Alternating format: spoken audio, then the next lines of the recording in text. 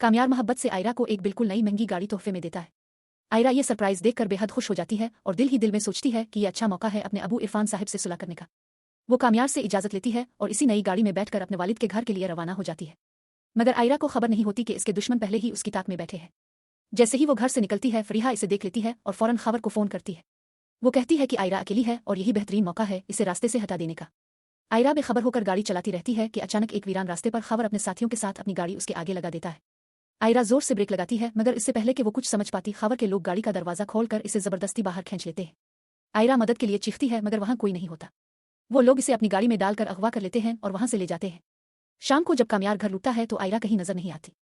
वो परेशान होकर दादी से पूछता है तो दादी बताती हैं कि आयरा अपने अबू को मनाने उनके घर गई थी। कामयार को वक्ती तौर पर तसल्ली हो जाती है, मगर काफी देर गुजर जाने के बावजूद जब आयरा वापस नहीं आती तो वो बेचैन हो जाता है। वो फौरन इरफान साहिब के घर पहुंचता है और आयरा को आवाज देता है, मगर इरफान साहिब इसे देखते ही गुस्से में आ जाते हैं और पूछते हैं कि वो यहाँ क्यों आया है। ये सुनकर कामयार का दिल बैठ जाता है। वो घबराकर आयरा के पुराने कमरे की तरफ भागता है, मगर वहां कमरा खाली होता है। वो वापस आकर इरफान साहिब को बताता है कि आयरा तो कब की यहाँ के लिए निकल चुकी थी। ये सुनते ही इरफान साहिब के पैरों तले जमीन निकल जाती है। दोनों शदीद परेशानी में मुब्तला हो जाते हैं। कामयार फौरन इरफान साहिब को अपनी गाड़ी में बिठाता है और इसी रास्ते पर जाता है जहां से आयरा को आना था। वो करीबी दुकानों के सीसीटीवी कैमरों की फुटेज चेक करवाता है। फुटेज देखते ही कामयार गुस्से से भर जाता है, क्योंकि इसमें साफ दिखाई देता है कि कुछ लोग आयरा को जबरदस्ती गाड़ी में डालकर ले जा रहे हैं। कामयार फौरन डीएसपी को कॉल करता है और अगवाकारों की गाड़ी का नंबर देता है। पुलिस ट्रेस करके बताती है कि गाड़ी खबर के नाम पर है और उसकी लोकेशन शहर से बाहर एक गोदाम में है। पुलिस और कामयार फौरन वहां पहुंचते हैं। पुलिस चारों तरफ से घेरा डालकर खबर को गिरफ्तार कर लेती है। कामयार गोदाम के अंदर भागता है और देखता है कि आयरा एक कोने में रस्सियों से बंधी हुई खौफजदा बैठी है। वो फौरन इसकी रस्सियां खोलता है।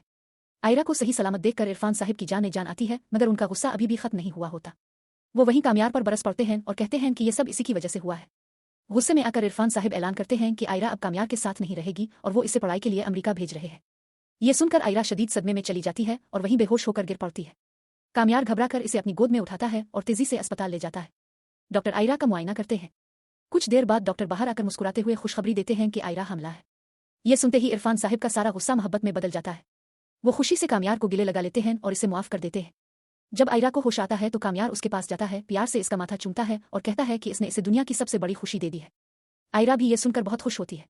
आखिर में सवाल छोड़ा जाता है कि आयरा के यहाँ बेटा होगा बेटी, और नाजरीन से कहा जाता है कि वो कमेंट्स में अपनी राय दें, क्योंकि ये सिर्फ एक पेशगोई है जो तफरीह के लिए बनाई गई है।